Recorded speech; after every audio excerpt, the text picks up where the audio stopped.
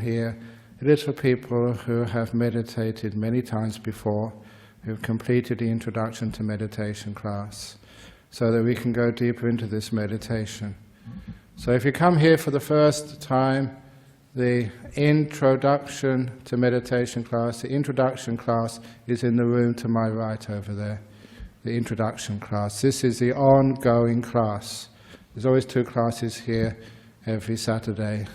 The intro class is to the room on my right. It's important you remember that, because sometimes that if you come here and I have to sort of teach at a deeper level, otherwise people get bored, which means you don't get the basic instructions, and you go away thinking this meditation is incomprehensible, and you have to meditate for 45 minutes, and you think, wow, this is too much for me.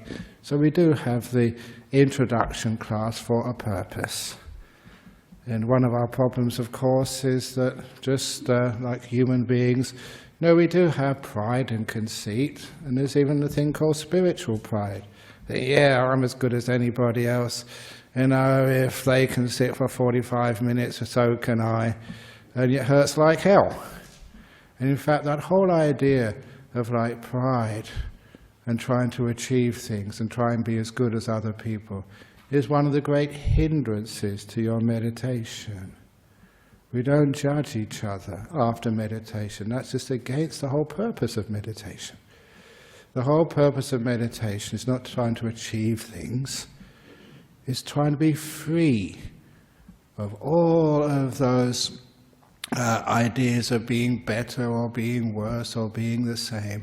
We're transcending that and learning just how to be in this moment as we are, what we are, without any judging.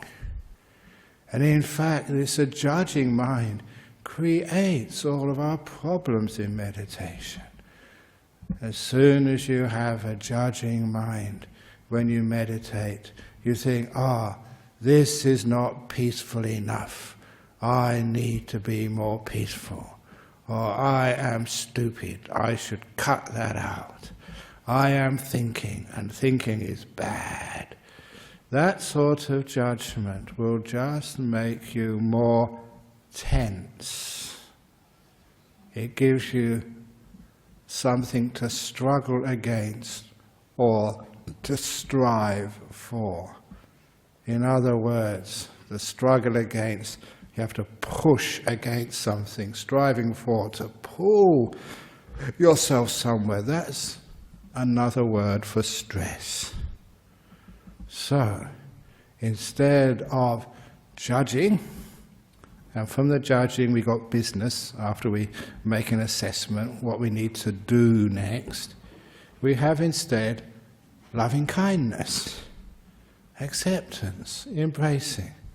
The door of my heart is open to this moment, even if I'm fast asleep, even if my mind is all over the place. We're kind rather than controlling. And it's such an important thing to understand in meditation. When you are controlling, trying to get rid of things, trying to attain things, that should be obvious. That's stress. That's what you do in the office when you go to work. That's what you do in your whole life, trying to get ahead. So much so that when always trying to get ahead, there's one young man, I'm looking at him right now, he caught me out once. And I don't mind admitting my stupidity and my mistakes. I was carrying a bundle of documents going into the office just before this meditation class, and he shouted out at me, "How are you today, Ajahn Brahm?" And with great stupidity I replied, "I'm getting there." And with great wisdom he responded, "Exactly where is it that you are getting?" You caught me out. So nowadays, when people say, "How are you, Ajahn Brahm?" I never say, "I'm getting there." I say, "I'm being here," which is totally different. So in meditation, stop trying to get somewhere. Because when I thought about, where am I actually getting? Yeah, okay, I'll do that photocopying, I'll file those things, and I have something else to do. The only place I'm getting to is my coffin. So anyone ever asks you, where you're getting to, that's the answer. I'm going to my coffin. It's maybe a long journey, a short journey, with all sorts of interesting stupidity in between, but that's the only destination which we go to. So before we get there, why don't we be here instead of going places? So to be here, we don't judge. We don't say, this isn't good enough, I want something more. That's part of pride, always wanting to be better, to improve. Meditation, no spiritual pride. Wanting to be here. This is good enough. The door of my heart is open to this moment. I'm just going to be here. And I'm going to be happy to be here. And it is a lot of happiness just to be here. I do a lot of work. It's not an easy life being a monk. Very lots of responsibilities and duties. I just came back from Canberra on Monday, Tuesday, Wednesdays over there. Next Monday going to Hong Kong. Oh, I work harder than... No, I'm not going to say that. I'll get in trouble. But I take many opportunities when you're not traveling just to be here. This is the place where I love to be, right here, right now. And sometimes, is it hot today? Are you hot? Are you cold? Are you too tired? Is the cushion too hard? Do you want the cushion to be sort of massaged to get nice and soft for you? Look, there's no end to improving things. The only end is in accepting things. That's one of my Master Ajahn Chah's sayings, that he wanted to end things. He liked endings, completions, not beginnings. When the work is done, like you probably enjoy Friday afternoon, if you do 5 days a week, you enjoy endings. So how can you end? By just saying that this is good enough. And the classic story, if you haven't heard this, how to find some peace in meditation or in your life, even though there's still more stuff to be completed. That was the story of a monk in South Thailand maybe 40 years ago, building a big hall. And it came to the meditation retreat, the 3-month retreat. And he sent all the builders home. Go. It's meditation, 3 months. So, don't want any noise. So this hall was half finished. And a few days later, this person came to visit and asked the obvious question, when is your hall going to be finished? And the monk said, it is finished. At which the man said, are you crazy? There's no roof above the building. There's no glass in the windows. There's cement bags and rubbish all over the place. What on earth do you mean that the building is finished? At which the monk said, sir, what's done is finished. And he went off to meditate. And that really hit me hard. That's how I meditate. There's lots of stuff which still needs to be done. Matters which we'll pick up later on after meditation. But right now, in your life, what's done is finished. So then you have permission to take a break and just to be instead of going somewhere. Happy to be here in an incomplete hall according to how other people feel. But for you, it's finished. It's done. Now you can have a break. That is meditation. So what do we mean by that if it's not obvious already? Oh, your past. What's happened to you last week? What happened to you earlier on today? What happened to you just half an hour ago? Whatever that was, it's finished. So you can have a break. You don't need to think about it and keep ringing it up, and keep opening up your computer. That's your brain. It's finished. And of course, what hasn't happened yet, who knows? Later on we have an AGM at 5 o'clock. Who knows? We may not even get there. It may be some meteor in outer space is on its way. The 0 point is going to be Nolamara. We're all going to be wiped out at 5 minutes to 5, Mr. President. So you don't have to worry about anything. So I like thinking like that because you don't know what's going to happen. So no past, no future. What's done is finished. The future, mystery, I don't know what's going to happen with it. So we don't even worry about it. And that is how to meditate. You don't get anywhere, you stay here. Many people ask me, they say, meditation, I've been meditating for months. I'm not getting anywhere. Sadhu, sadhu, well done. And they think I'm crazy. And they think that meditation is supposed to get somewhere. Big mistake. The job of meditation, not to get anywhere, is to learn how to be here. Not going places. Being here. Because once you be here, instead of going places, once you don't judge, then you find things happen. You go in. When you are being here, you're not moving. You become still. And when you become still, the mind opens up. And then you want to watch the breathing. So easy. You're not going anywhere. You're not doing anything. There's no business.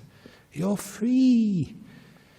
And then the happiness, the energy builds and builds and builds. We waste so much of our mental energy going places and then coming back again. We waste so much time just doing things, correcting things. But when you learn how to be here, instead of going places, just being here, then you find peace gets deeper and deeper and deeper. You start to experience what peace really is. Peace upon peace upon peace. Just like building a house out of bricks. I've built huts out of bricks, halls out of bricks, one brick after another, one brick at a time. And after a while you've got your house, monk's kuti, made of bricks. That's how you get deep meditation, made of many, many moments of peace. This moment peace, another moment of peace. And soon you've got your house of peace, the deep meditations, all constructed, not of trying to get somewhere, but making peace with as many moments in a row as you possibly can. This moment, make peace with it. Next moment, make peace with it. This moment, more peace. Peace upon peace upon peace. That is a path of deep meditation.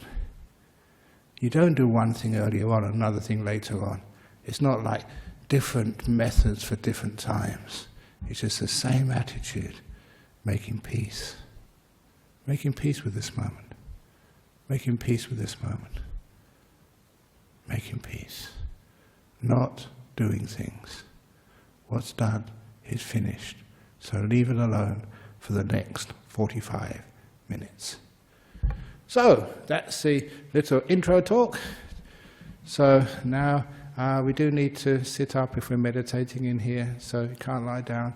If you want to lean against the wall somewhere, so that's why you need to be able to meditate for 45 minutes. So intro is in the room next there.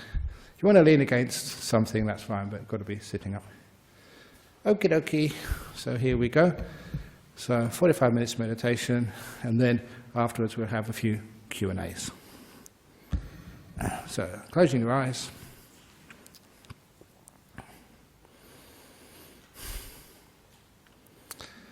Now remember, finishing off all of your business. All right, you tidy everything away, shut down your tablet or computer, turn off the lights, lock the door of your office and you walk out, free. And if you have this damn iPhone, just leave it in the office, turn it off, turn it mute. You're not so important that you have to keep checking the emails or text messages. So you can have some personal free time. Free time from all the jobs which you think you need to do. What's done is finished.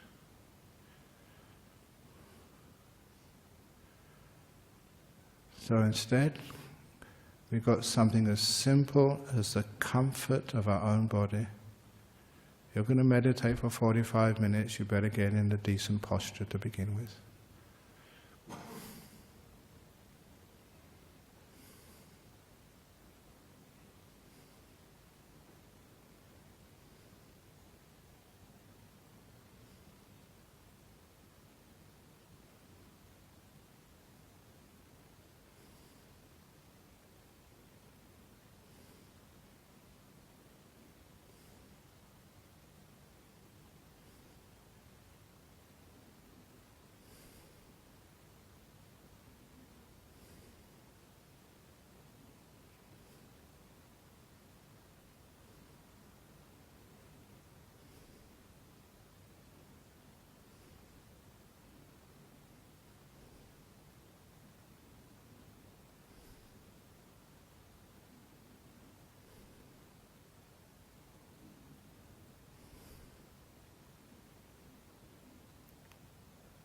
And when you are building up in the beginning of mindfulness, start with your legs. How comfortable are your legs?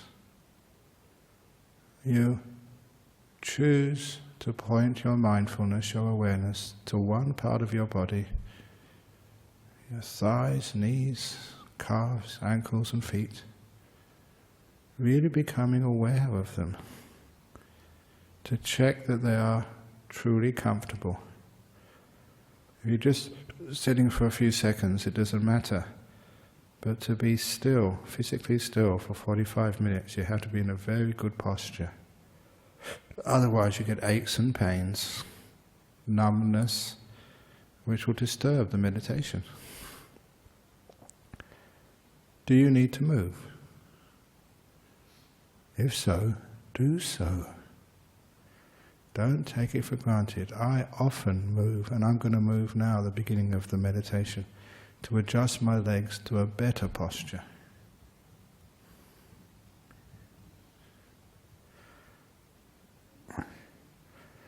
That feels better.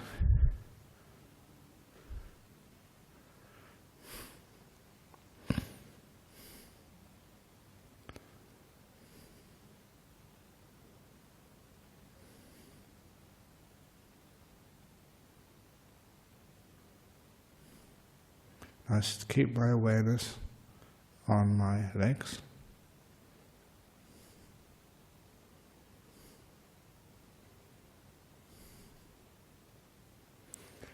And then I move my attention to my bottom. You notice people fidgeting during meditation. And the only reason is because they don't put their bottom in a good position to begin with. We'd think we don't pay enough attention. So really be as aware as you possibly can of the feelings in your bottom. If necessary, moving, adjusting. Checking there's no folds of clothing digging in to your flesh.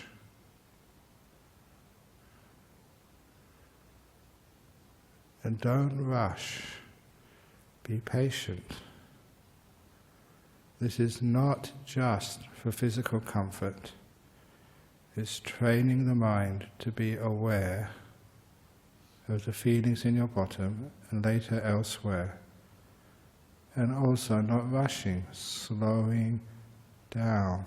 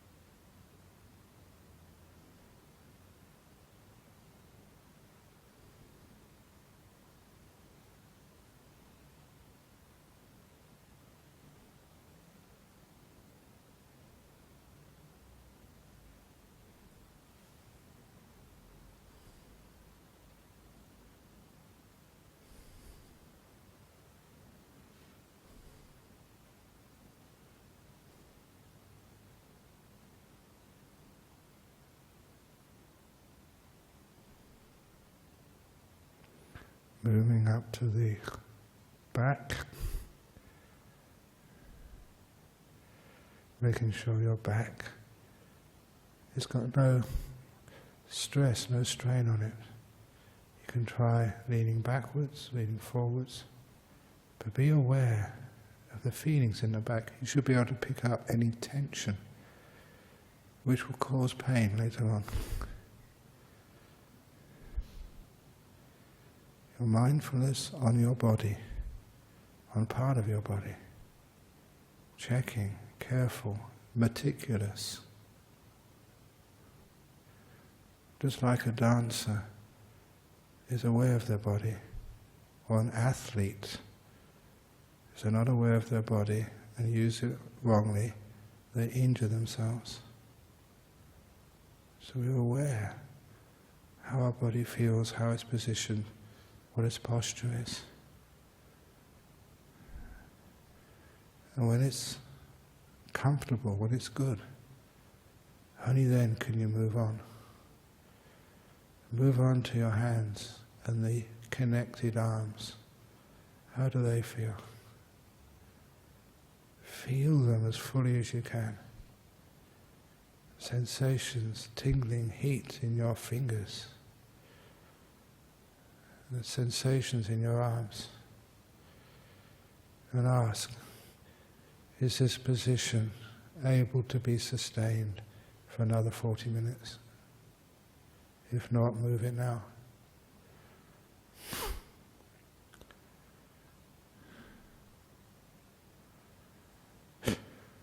And then check your shoulders. Relax. I used to get some tension, some tightness in my shoulders, but not now.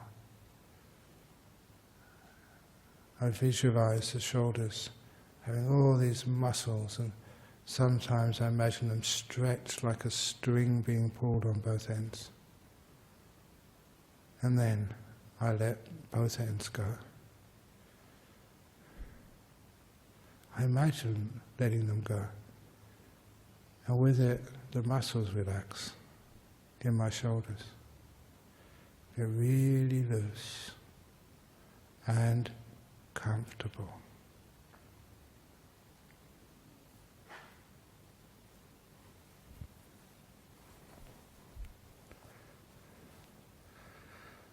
And then check my head. Not too far forward, not too far back, not leaning to the left or the right, just nicely balanced. Getting neck pain is a lot of torture. It's only because we're unaware of how we hold our head.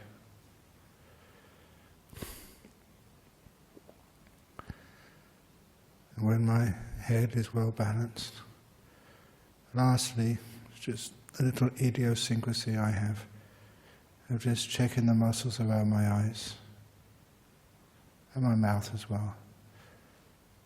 Making sure that there is no tightness or tension, especially around my eyes. When you're aware, you have feedback, and the feedback tells you you've loosened those muscles. You can feel that, which means you now have control over those muscles. You can loosen them at will.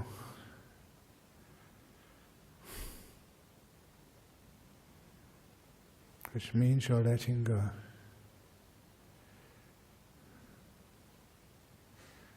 And then I look at my whole body. I spent about 10 minutes just checking the posture. At the same time, because my mindfulness has been focused, been trained on bodily feelings, I've also weakened the obsession with thinking. I've been feeling instead. I've been being kind in the moment with something which is real, not imaginary thoughts, the reality of a body. It keeps me healthy and keeps me peaceful. And then I go into this other little exercise before I let my body go totally. I go to one part of the body which is aching, in pain, irritating.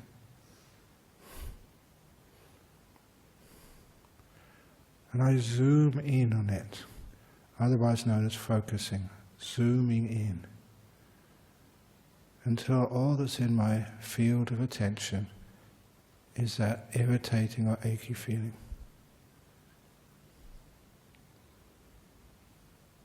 I'm aware of it, and I notice how it changes. The irritation gets more intense, sometimes it softens. And I also know why that happens. It's the interaction between my mind and that part of my body.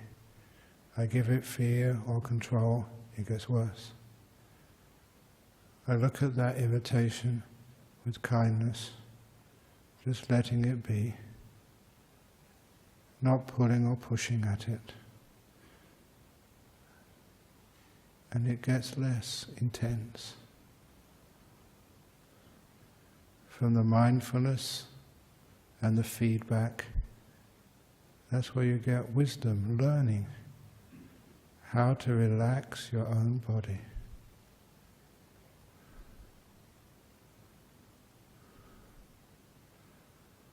And I do that. And I feel the irritation get less and less and less.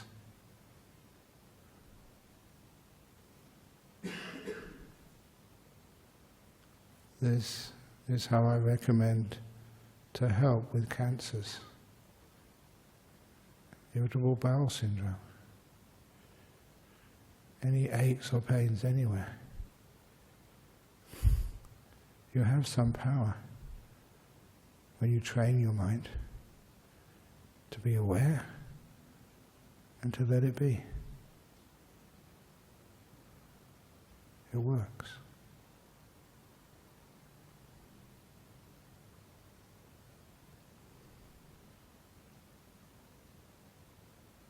And I relax my body to the max.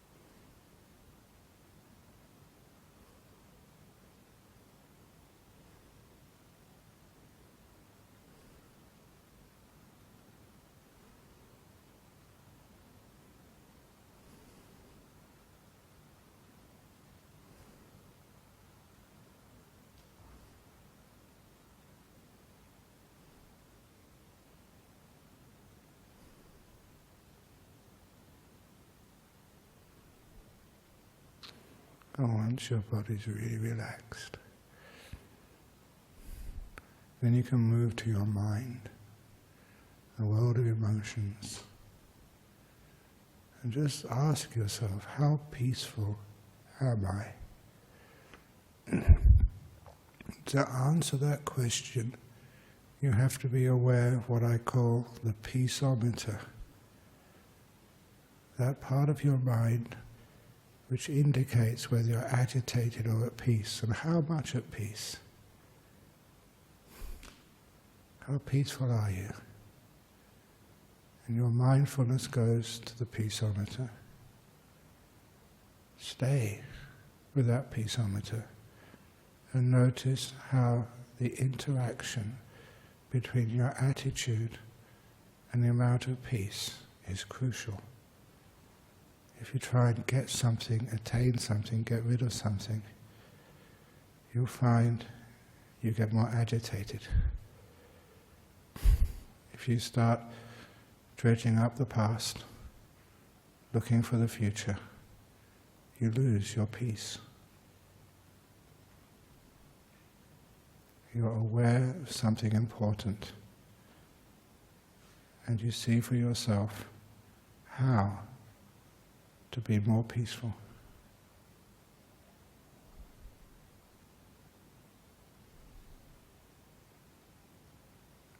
No past, no future. What's done is finished, not going anywhere. Being here.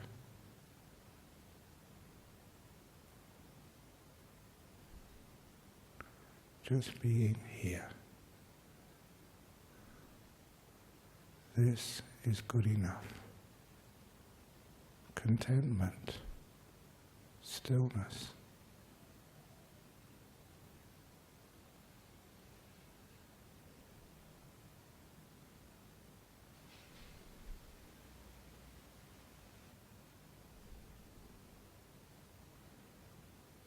For me, it happens naturally. You can be aware of your breathing. Know your breath as it goes in. Know it as it goes out. The only thing left which is moving when you're peaceful.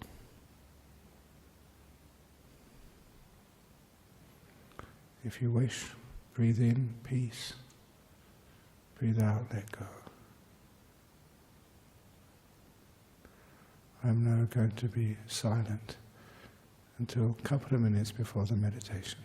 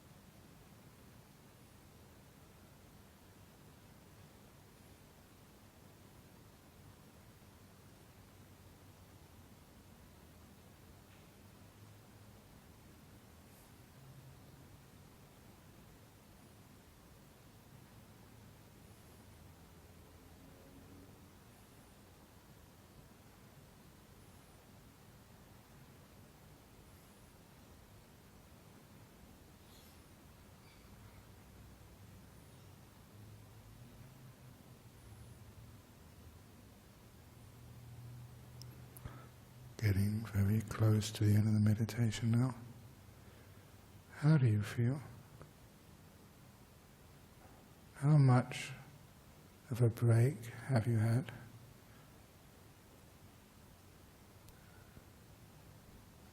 Letting go of the past and the future, just being.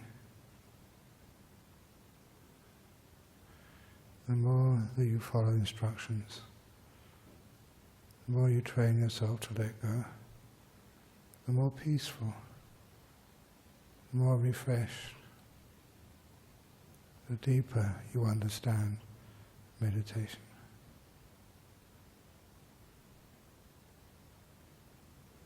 I will now ring the gong 3 times to end the meditation.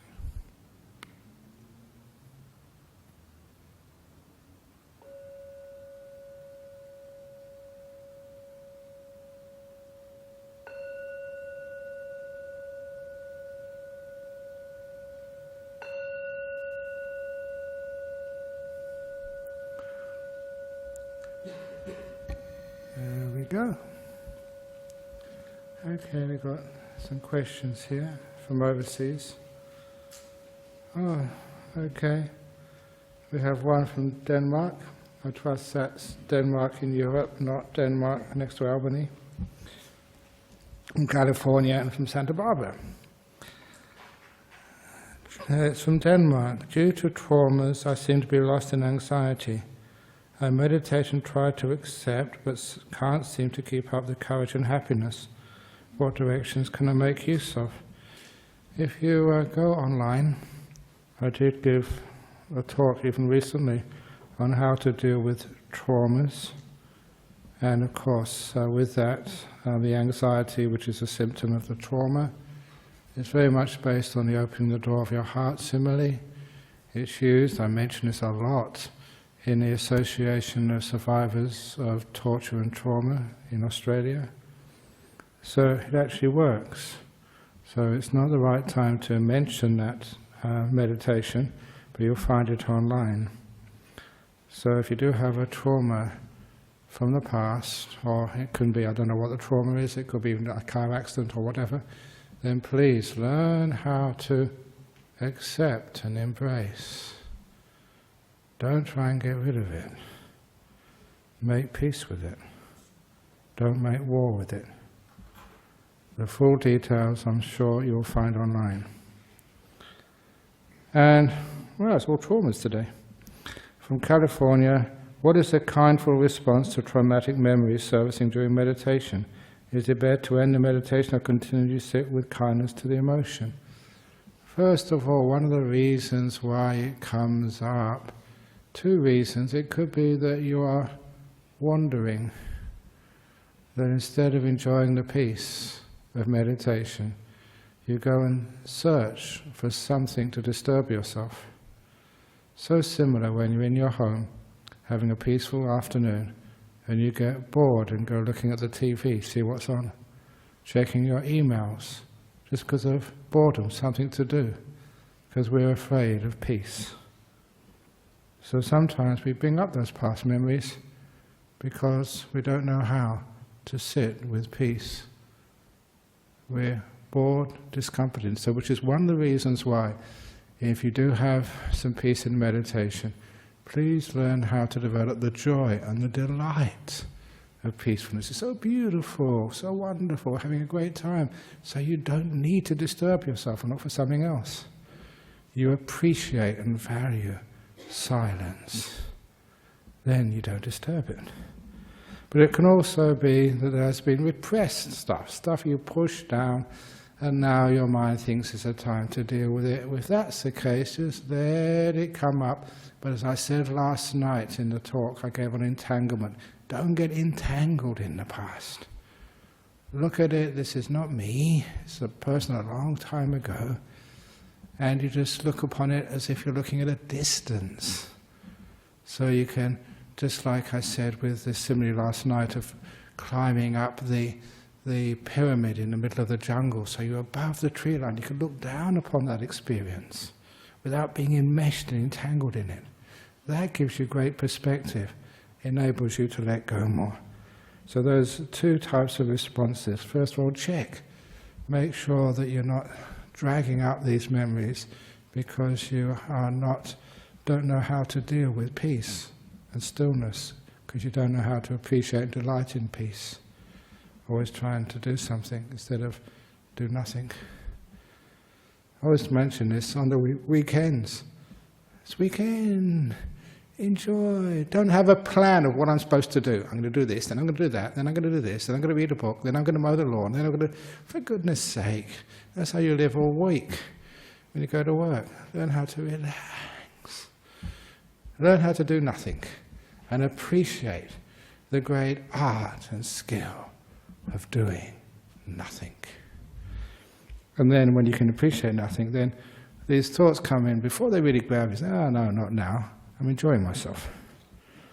And the other thing it can be that it is something which has been suppressed. Let it come up, but keep a distance from it, see it with perspective, and then it will come up and go like a cloud in the sky. And lastly, from Santa Barbara, my breath becomes really slow while meditating. Am I doing it wrong? No, from Santa Barbara. That's great, that's what's supposed to happen. Well done, your breath is going very slow. It is natural because you don't need so much oxygen. So your body is breathing slowly because it doesn't need to breathe fast. And that is a sign you're not metabolizing so much, you're being very calm. It's also a sign you can't be thinking too much. Because thinking, that uses up so much energy when you think. Think. So much energy is used up by the brain. So if your breath goes very slow, that's a really good sign. You can't be thinking too much. You're calming down. Excellent. Go even further and see if you can get the breath to stop. At a conference I was in on Tuesday, there was a doctor, there's a person from palliative care, giving a sort of a seminar to the monks and nuns in the Australia Sangha Association, telling about how they know, not palliative care, organ donation, when you can actually give your organs, when they know that you're dead.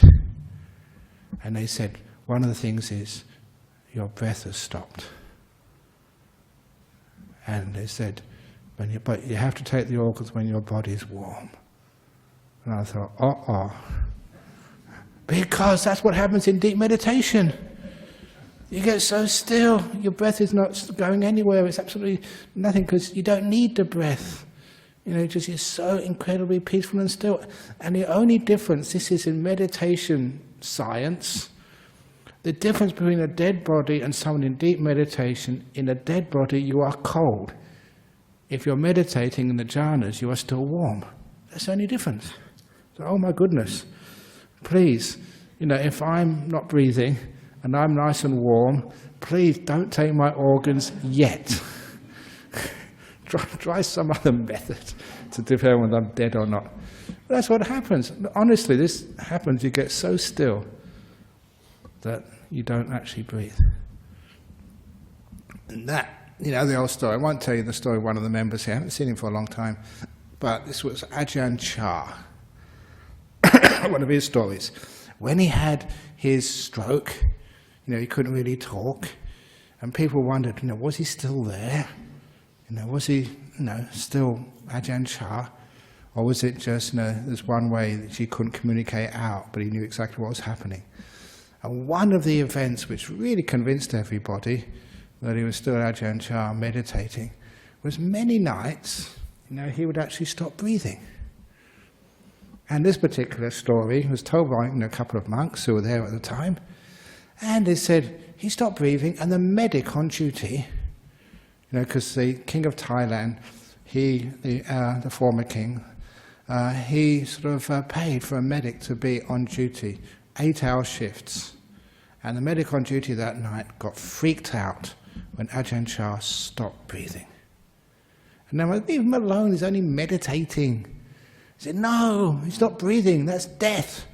if you don't do something quick, there's no oxygen going to the brain, you get permanent brain. And he's already got a stroke, so I don't know what more you can do, but he will die. And so freaking out, and it's very hard for monks to explain to doctors, what's really happening. And this was like a very highly trained medic, and he was paranoid. You get in trouble with the king of Thailand if you let Ajahn Chah die. So they came to this wonderful compromise. It was very interesting. He wasn't breathing for a couple of hours. So the medic would take blood samples every few minutes to make sure the blood was well oxygenated. You can see that now. It looks red or something, the hemoglobin is there or whatever, but very easy to detect there's enough oxygen there. Every few minutes he would check the blood sample.